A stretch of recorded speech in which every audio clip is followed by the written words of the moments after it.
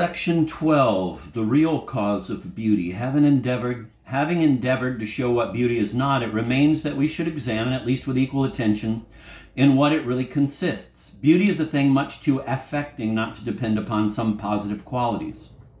And since it is no creature of our reason, since it strikes us without any reference to use, and even where no use at all can be discerned, since the order and method of nature is generally very different from our measures and proportions, we must conclude that beauty is, for the greater part, some quality in bodies acting mechanically upon the human mind by the intervention of the senses.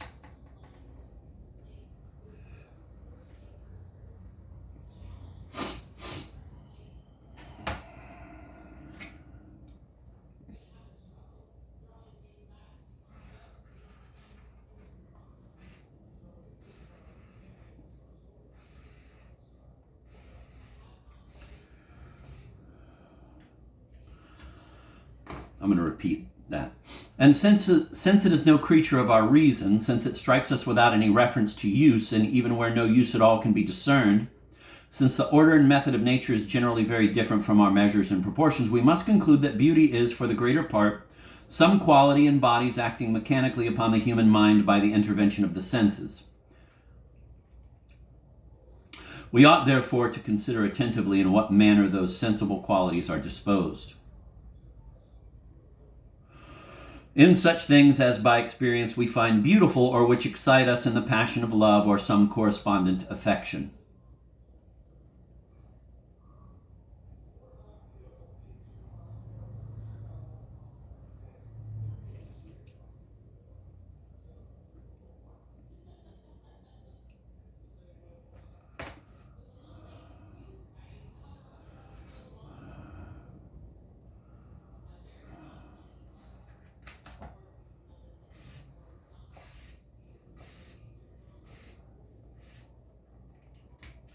Section 13, beautiful objects, small. The most obvious point that presents itself to us in examining any object is its extent or quantity, and what degree of extent prevails in bodies that are held beautiful may be gathered from the usual manner of expression concerning it. I am told that in most languages the objects of love are spoken of under diminutive epithets.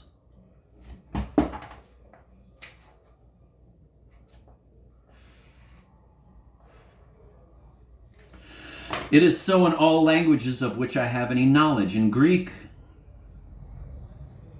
the diminutive terms are almost always the terms of affection and tenderness.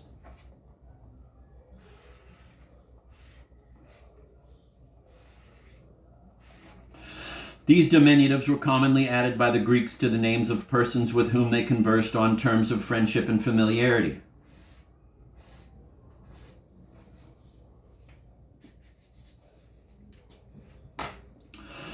Though the Romans were a people of less quick and delicate feelings, yet they naturally slid into the lessening termination upon the same occasions.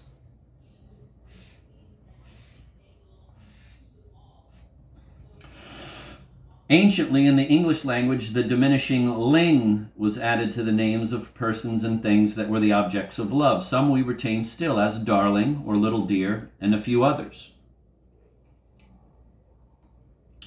But to this day, in ordinary conversation, it is usual to add the endearing name of little to everything we love.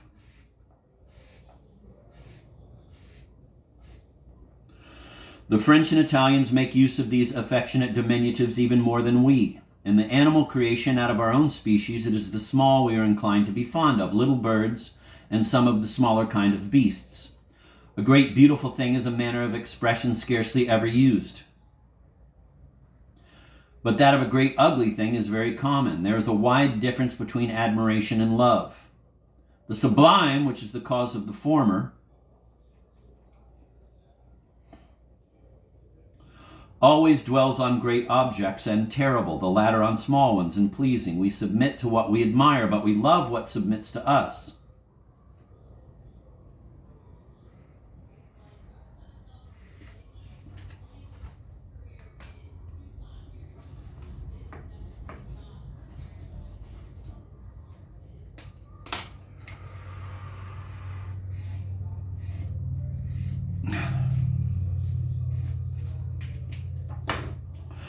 We submit to what we admire, but we love what submits to us. In one case we are forced, in the other we are flattered into compliance. In short, the ideas of the sublime and the beautiful stand on foundations so different that it is hard, I had almost said impossible, to think of reconciling them in the same subject without considerably lessening the effect of the one or the other upon the passions, so that, attending to their quantity, beautiful objects are comparatively small.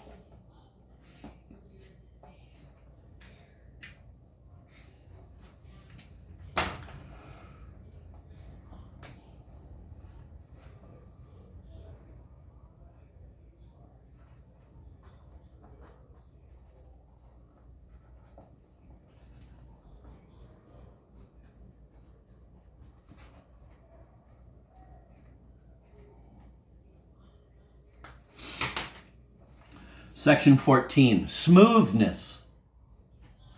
The next property constantly observable in such objects is smoothness. A quality so essential to beauty that I do not now recollect anything beautiful that is not smooth.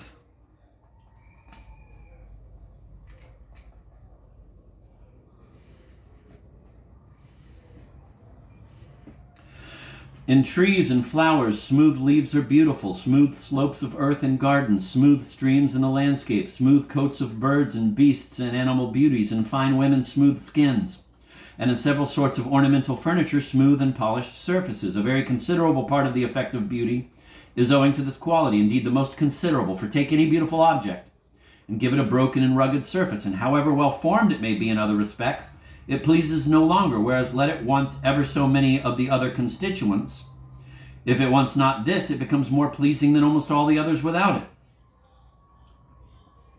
This seems to me so evident that I am a good deal surprised that none who have handled the subject have made any mention of the quality of smoothness in the enumeration of those that go to the forming of beauty.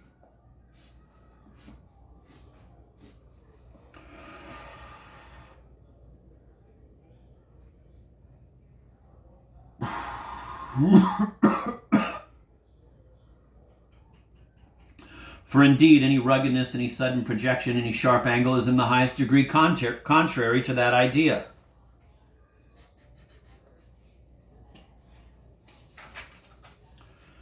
Section 15, gradual variation.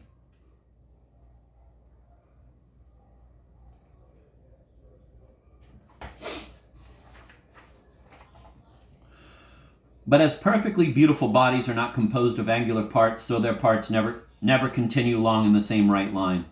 They vary their direction every moment, and they change under the eye by a deviation continually carrying on, but for whose beginning or end you will find it difficult to ascertain a point. The view of a beautiful bird will illustrate this observation. Here we see the head increasing insensibly to the middle, from whence it lessens gradually until it mixes with the neck. The neck loses itself in a larger swell, which continues to the middle of the body. When the whole decreases again to the tail takes a new direction, but it soon varies its new course. It blends again with the other parts, and the line is perpetually changing, above, below, upon every side. In this description, I have before me the idea of a dove. It agrees very well with most of the conditions of beauty. It is smooth and downy. Its parts are, to use that expression, melted into one another. You are presented with no sudden protuberance through the whole, and yet the whole is continually changing. Observe that part of a beautiful woman where she is perhaps the most beautiful, about the neck and breasts, the smoothness, the softness, the easy and insensible swell, the variety of the surface, which is never for the smallest space the same, the deceitful maze through which the unsteady eye slides giddily, without knowing where to fix or whither it is carried. Is not this a demonstration of that change of surface, continual and yet hardly perceptible at any point, which forms one of the great constituents of beauty? It gives me no small pleasure to find that I can strengthen my theory in this point by the opinion of the very ingenious Mr. Hogarth, whose idea of the line of beauty I take in general to be extremely just.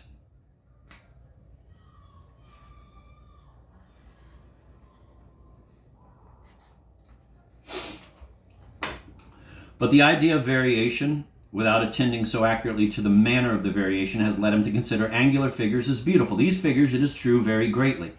Yet they vary in a sudden and broken manner, and I do not find any natural object which is angular and at the same time beautiful.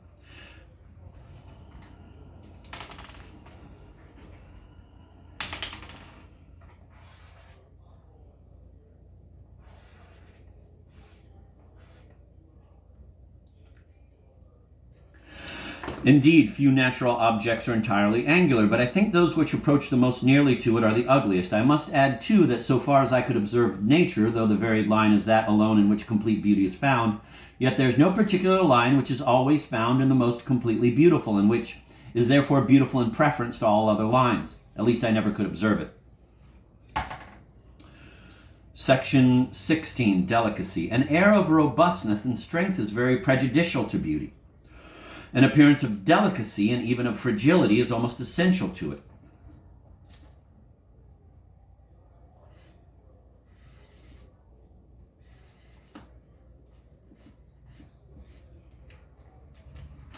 Whoever examines the vegetable or animal creation will find this observation to be founded in nature. It is not the oak, the ash, or the elm, or any of the robust trees of the forest which we consider as beautiful. They are awful and majestic. They inspire a sort of reverence.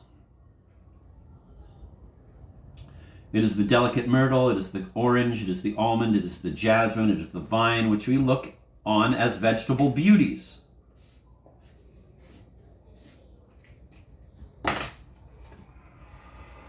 It is the flowery species, so remarkable for its weakness and momentary duration, that gives us the liveliest idea of beauty and elegance.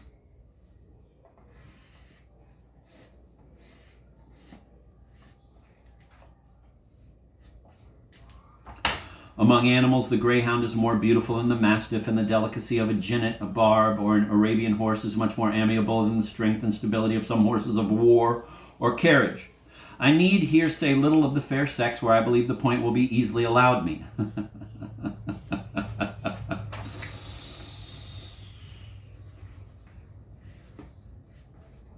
The beauty of women is considerably owing to their weakness or delicacy, and is even enhanced by their timidity, a quality of mind analogous to it. I would not here be understood to say that weakness betraying very bad health has any share in beauty. But the ill effect of this is not because it is weakness, but because the ill state of health which produces such weakness alters the other conditions of beauty. The parts in such a case collapse. The bright color, the lumen purpureum juvente, is gone, and the fine variation is lost in wrinkles, sudden breaks, and right lines.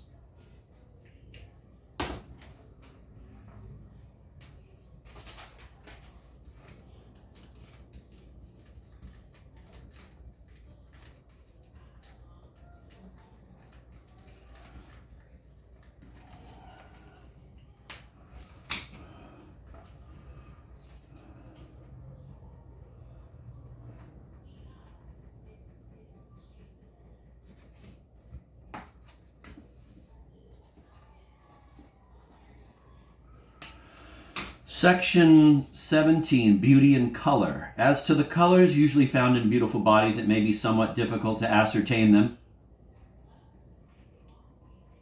because in the several parts of nature there is an infinite variety.